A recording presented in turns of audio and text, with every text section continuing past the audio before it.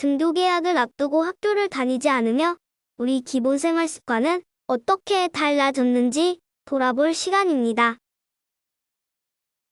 5월 4일 교육부는 5월 20일부터 6월 1일까지 순차적으로 등교 계약을 결정했습니다. 2월부터 3월, 4월, 5월. 학교를 나가지 않는 동안 우리들의 생활은 어떻게 달라졌을까요? 초록우산 어린이재단에서는 한국리서치에 의뢰해 1,009명의 학생들을 대상으로 설문조사를 진행했습니다. 코로나19로 개학이 미뤄진 뒤 초등학생 절반가량은 평일 낮에 집에서 성인 보호자 없이 시간을 보냈습니다. 온라인 개학을 하고 집에서 공부하며 안 좋은 점만 있는 것은 아닙니다. 더 좋아졌다고 생각되는 것은 무엇이 있을까요? 일단 학생들의 평균 수면 시간이 8시간 47분으로 코로나19 전보다 41분 늘어났어요. 부모님과의 대화 시간도 하루 평균 3시간 이상인 비율이 100명당 11명에서 30명으로 올라갔어요. 물론 집에 있으며 이전 학교에 다닐 때보다 무너진 기초 생활 습관도 있습니다. 예전보다 걱정되는 습관은 무엇이 있나요? 우선 운동이나 신체 활동이 하루 평균 30분 미만인 비율이 100명당 31명에서 56명으로 늘었습니다. 밤 12시 이후에 자는 올빼미 유형으로 생활 패턴이 뒤바뀐 모습도 100명당 35명에서 62명으로 늘었습니다. 주로 집에서만 생활하다 보니 인터넷이나 스마트폰에 노출되는 시간은 100명당 46명으로 뚜렷이 늘어났습니다. 친구들과 만나 노는 시간이 전혀 없다는 아이도 100명당 무려 56명이나 되어 안타까웠어요. 친구를 만나는 대신 하루 평균 2시간 이상 온라인으로 대화했다는 비율도 100명당 10명에서 25명으로 늘었습니다. 얼마 안 있으면 개학입니다.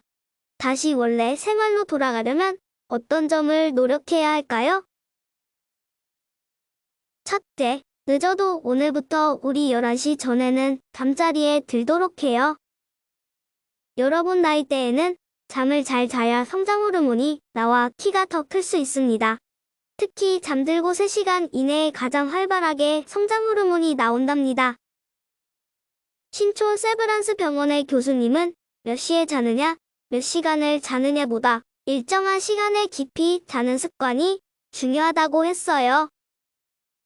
충분한 수면은 여러분에게 코로나19를 이겨낼 면역력도 선물로 줄 거예요. 둘째, 스마트폰 사용 시간을 하루 2시간 이내로 줄입시다.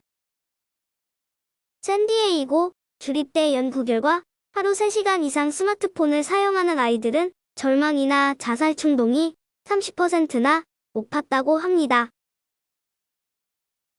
연구진들은 초등학생에게 가장 필요한 것은 전화, 카메라, 음악 듣기 기능이면 충분하다고 했습니다.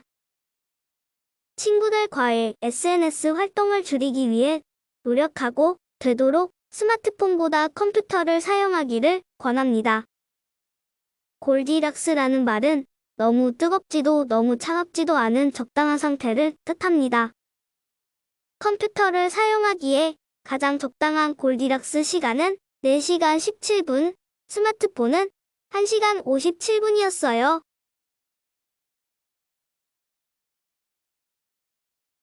잠시 화면을 멈추고 여러분의 중독 지수를 체크해보세요. 혹시 밥 먹을 때도 스마트폰에 빠져있진 않나요? 셋째, 하루 30분 이상 운동하기로 약속해요. 운동을 30분도 안 하는 비율이 100명당 56명. 심각합니다. YTN 뉴스에서 코로나19를 막으려면 30분 정도의 가벼운 운동이 최고라고 했습니다. 가벼운 운동을 30분 정도 한 직후에는 우리 몸의 면역세포가 질병에 대한 감염 대응 태세를 갖춘다고 해요. 하루 30분 운동을 한 뒤의 실험 결과 바이러스 감염으로 인한 사망률이 뚝 떨어졌습니다.